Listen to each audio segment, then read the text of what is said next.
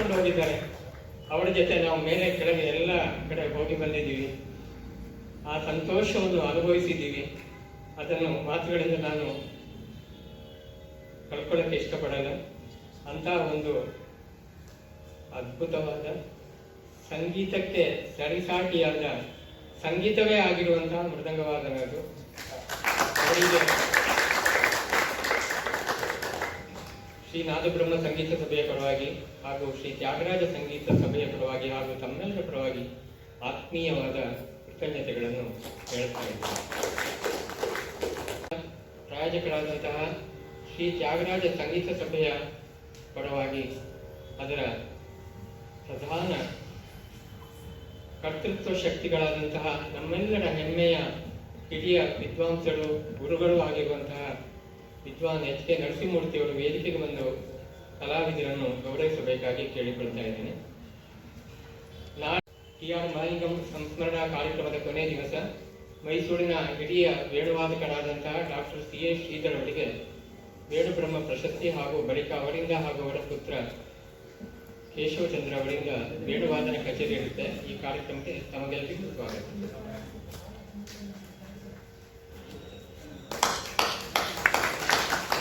Sir ಈ ಕಡೆ ನೋಡಿ ಸರ್. ಸರ್ ಈ ಕಡೆ ಸರ್ ಸುಮ್ಮನೆ ಈ ಕಡೆ ನೋಡಿ.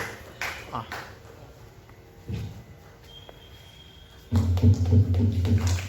ಮುಂದಿನ ತಿಂಗಳ ಕಾರ್ಯಕ್ರಮ ಜೂನ್ 21ರಂದು ವಿದುಷಿ ಮೇಧಾ ಮಂಜುನಾಥ್ ಅವರಿಂದ ಗಾಯನ ಕಾರ್ಯಕ್ರಮ ಹಾಗೂ ಇಡೀ ಜಗತ್ತಿನಲ್ಲಿ ಕೊಳಲು ವಾದನಕ್ಕೆ ಭಾಳ ಹೆಸರುವಾಸಿಯಾದವರು. ಅವರು ಇವತ್ತಿನ ಮುಂದೆ ಇಲ್ಲ.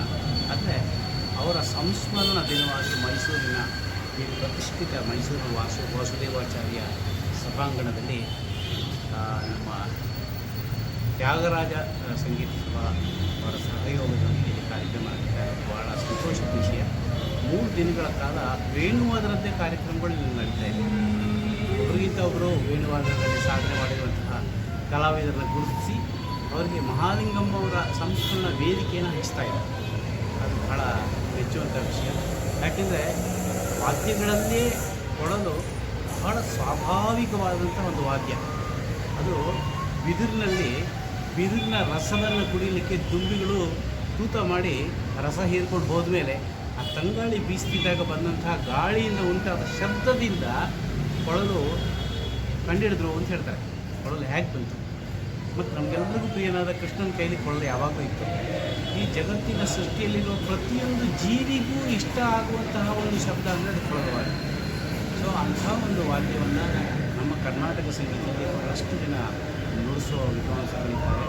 ಒಳ್ಳೆಯ ವಿದ್ವಾಂಸಗಳನ್ನ ಕರೆಸಿ ಇಲ್ಲಿ ಅತ್ಯುತ್ತಮವಾದ ಕಾರ್ಯಕ್ರಮವನ್ನು ಅದು ಮಹಾಲಿಂಗಮ್ಮ ಮಾಡಿರೋದು ಬಹಳ ವಿಶೇಷ.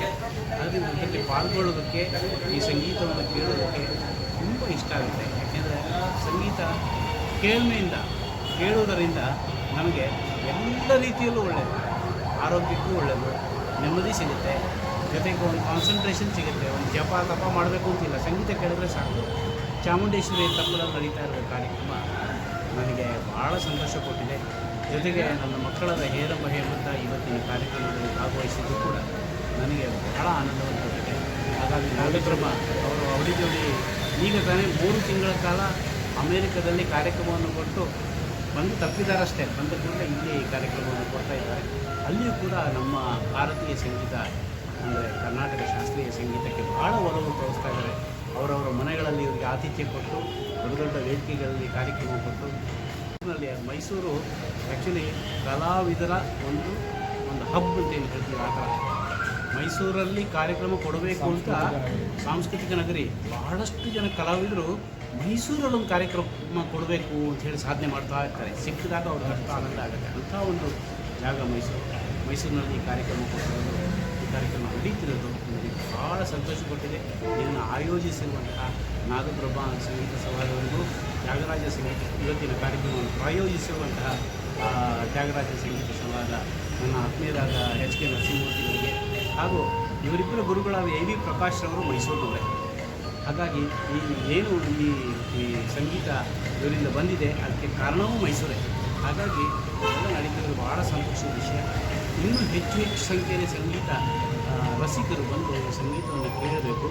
ಯಾವುದೇ ಇದ್ರೂ ಶೋಕೇಸ್ ಒಳಗಿರೋ ಸ್ವೀಟ್ಗೂ ಕೈಯಲ್ಲಿರೋ ಸ್ವೀಟ್ಗೂ ಭಾಳ ವ್ಯತ್ಯಾಸ ಇದೆ. ಟಿ ವಿಯಲ್ಲಿ ನೋಡೋದಕ್ಕೂ ಅಥವಾ ಯೂಟ್ಯೂಬಲ್ಲಿ ನೋಡೋದಕ್ಕೂ ಸಾಕ್ಷಾತ್ ಸಂಗೀತ ಕಚೇರಿಯಲ್ಲಿ ಕೇಳೋದಕ್ಕೂ ಇದೇ ವ್ಯತ್ಯಾಸ. ಹೌದು ಸರ್. ಸರ್ ನಿಮ್ಮ ಮಕ್ಕಳ ಹೆಸರು? ನನ್ನ ಮಕ್ಕಳ ಹೆಸರು ಹೇರಂಬ ಹೇಮಂತ ಅಂತ. ಅವಳಿ ಜವಳಿ ಆಕಾಶವಾಣಿಯ ಏಕರನ್ ಕಲಾವಿದರು, ಸದ್ಯದಲ್ಲೇ ಉನ್ನತ ಶ್ರೇಣಿಯು ಅವರಿಗೆ ಸರ್ ಮೂಲತಃ ಯಾವ ಊರು ತಾವು? ಮೂಲತಃ ನಾವು ಕೊಡಗಿನಲ್ಲಿ ಹುಟ್ಟಿದಂಥ ಮಕ್ಕಳು. ಹಾಂ ಕೊಡಗಿನಿಂದ ಮೈಸೂರಿಗೆ ಬಂದು ಈ ವಿದ್ಯೆಯನ್ನು ಕಲಿತು ಇವಾಗ ಭಾಳ ಉನ್ನತ ಮಟ್ಟಕ್ಕೆ ಹೋಗಿದ್ದಾರೆ. ಸದ್ಯಕ್ಕೆ ಬೆಂಗಳೂರಿನಲ್ಲಿ ವಾಸ ಇರ್ತಾರೆ. ಹಾಗಾಗಿ ಇಂತಹ ಕಲಾವಿದರನ್ನು ಪ್ರೋತ್ಸಾಹಿಸೋಣ. ಬಹಳಷ್ಟು ಮಕ್ಕಳು ಇಂತಹ ವಿದ್ಯೆಯನ್ನು ಕಲಿಯುವುದರ ಮೂಲಕ ನಾಳೆ ನಮ್ಮ ಸಮಾಜ ಇನ್ನೂ ಉತ್ತಮವಾಗಿ ಸಾಂಸ್ಕೃತಿಕವಾಗಿ ಬೆಳೀಲಿ ಅಂತ ಈ ಸಂದರ್ಭದಲ್ಲಿ ಆಶಿಸ್ತಾರೆ. ಸರ್ ತಮ್ಮ ಹೆಸರು? ನನ್ನ ಹೆಸರು ಸತ್ಯಪ್ರಸಾದ್ ಅಂತ. ನಮ್ಮ ಕುಟುಂಬನೇ ಸಂಗೀತ